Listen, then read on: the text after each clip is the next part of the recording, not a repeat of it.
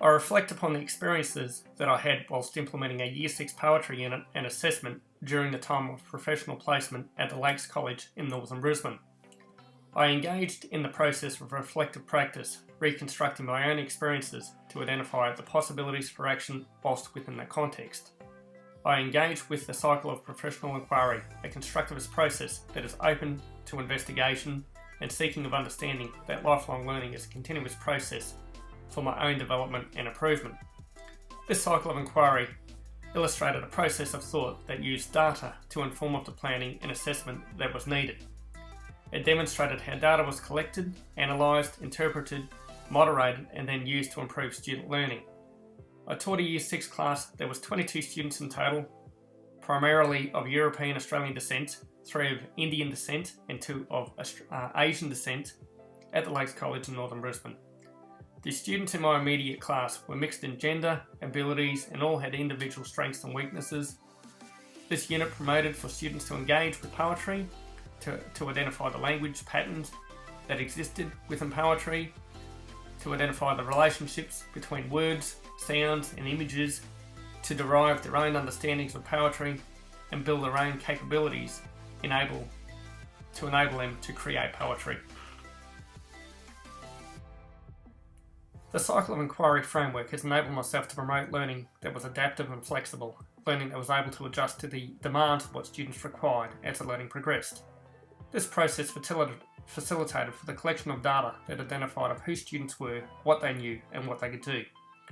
This engagement with data provided knowledge that could be explored to give valuable insight and make sense of what was needed for valuable planning. It was recognised that all students had different abilities, strengths, weaknesses, and varying degrees of knowledge to do with poetry. Some students had intellectual impairments and some were on additional help plans that assisted in their learnings. This planning utilised data, creating an approach that utilised assessment for learning, a plan that identified what students knew and compared it to what they needed to know, an approach that enabled students to address their gaps in knowledge from where they were to where they needed to be for assessment. This cycle of inquiry enabled this to happen as it provided continuous steps in obtaining data to question and analyse data to keep on planning towards assessment. The data that I collected whilst on placement was fundamental in being able to become responsive to the students' learning needs, to be able to implement what was needed to meet those student needs. The methods of collecting data included the diagnostic approach, the methods approach, and the teacher's approach for the acquirement of data. This data informed of who the students were, what they knew, and what they could do.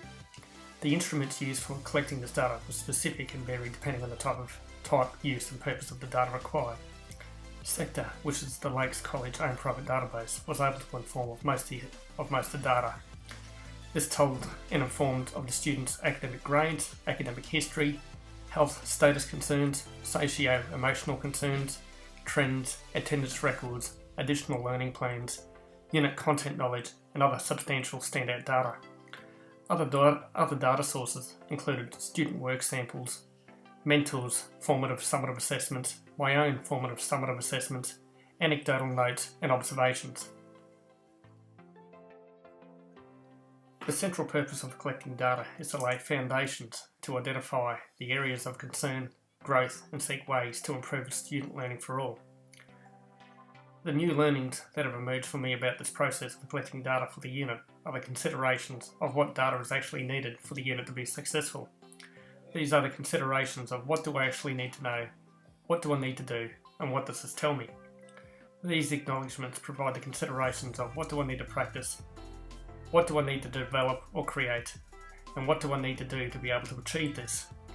Inquiry is about investigating into what is needed and what is needed to achieve. Inquiry must be creative, critical, and reflective of what it is seeking to achieve. Collecting quality data builds the foundations of well-learned, accessible knowledge, which invites learners to take action. Data informs of valuable decision-making. It must be valid, reliable, and correlate to creating better understandings of student needs to promote better teaching and learning focus.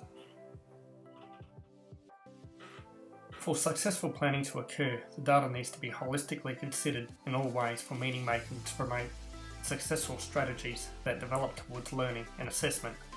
I've come to understand that we must investigate these elements of knowledge that elude.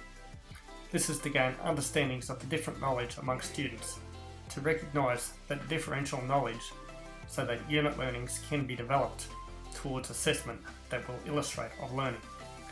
The initial task of my unit was to essentially assess the same task as a final summative assessment. This task requires students to write a descriptive paragraph of what they believed poetry was, what they believed the purpose of poetry was, what the features of poetry are, and to also create 2 examples of their own poetry. This unit promoted for students to engage with poetry, to identify the language structures, the text features, and the visual features of poetry. This unit promoted an opportunity to address the learning gaps in student knowledge, to provide a starting point, adapt the learning so growth could be measured and developed and provided as required. The influence of the early summative task design was the direct result of what was asked for by my mentoring teacher. My mentor informed me that she was going to be teaching poetry in the following semester, and she said that it would be of great benefit to her if my unit was about poetry and laid foundation to hers. I was considerate of her requests and set about creating an assessment that was appropriate for what was asked. The assessment was clear of its demands. Learning had to support the assessment, and it had to align with the Australian standards and the Australian curriculum. Early data provided some information of what was going to be required for a summative assessment, though more conclusive data was needed.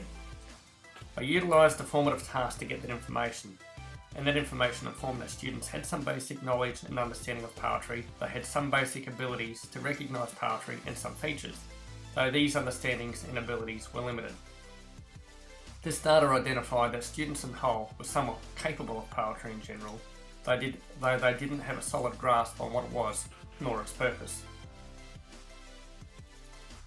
Moderation not only served to provide grading for assessment or quantify the suitability of assessment, but it also facilitated for my own professional learning. This learning gave me the opportunity to reflect upon my own teaching and consider it against the standards. The process of engaging with colleagues to share understandings of standards about student learning was priceless. Assessment serves an important function as it assists learning. Assessment evidence is used by both teachers and students to reflect upon their work in order to refine it and make it more effective. Evidence collected is thoughtfully and fairly gathered through use of appropriate assessment that is reflective of the purpose and type of information needed. Judgments made on assessment evidence are comparable and consistent, then reference correctly to the rubric and framework of the Australian curriculum. The summative task, in my opinion, was suitable. It tasked all students equally to demonstrate the knowledge and understandings of what they had learned about poetry throughout the unit. I reflect against the professional standards and conclude that the rubric was clear of what it required and that the learning aligned and supported the given assessment. Student learning is proportional to the measuring and comparing of growth from where they were at the beginning to where they were at the end. This measure of growth is both the individual growth of each student and also the holistic growth of the entire class. Students are unique, all have different abilities in how they learn, and it was apparent that most students learn best by doing in a constructivist manner. This growth considered prior data collected from earlier work, the formative poetry assessment, which is then compared to the demonstrated knowledge in the final summative assessment. It was identified that most students progressed as intended. Some struggled due to learning difficulties and pace, though the cycle of reflective learning facilitated for feedback that adapted the learning as needed. The reflective cycle supported learning by providing structure to be able to map students' development throughout this unit. The recognition of these factors prompted considerations of my own impacts on teaching and facilitated for the understanding of what enabled progress, what hindered progress, and what was needed for progress. The continuous tracking of data has provided ongoing evidence of the impacts of my own teaching. It has identified the students who had progressed, it has identified the students who had excelled, and also identified the students who had struggled. This reflection on data ultimately enabled my own critical evaluation to recognise the impacts that my unit and my teachings had on students, to recognise what was good about it, what wasn't, and what needed to be improved upon to ensure best learning for all in the future. The impacts of my teaching are the results of all the evidence collected.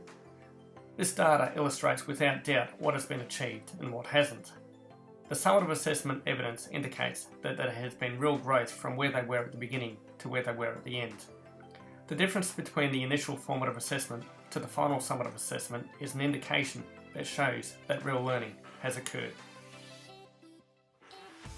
I've learnt throughout the time of my professional placement that there are many factors that contribute towards successful holistic planning and learning. Holistic learning is a multifaceted approach where it is noted that good data is the backbone and foundation for all good decision making. Without the collection of good quality data, proper planning and learning could not really occur. Planning is reliant on quality data to analyse and strategise for what is needed to go forwards. Moderation ensures that the assessment evidence collected is fair, equitable, and indicates of successful student learning. This reflection has enabled the considerations that my teachings had on students to consider what was good, what wasn't, and what was needing more work upon for my own professional development.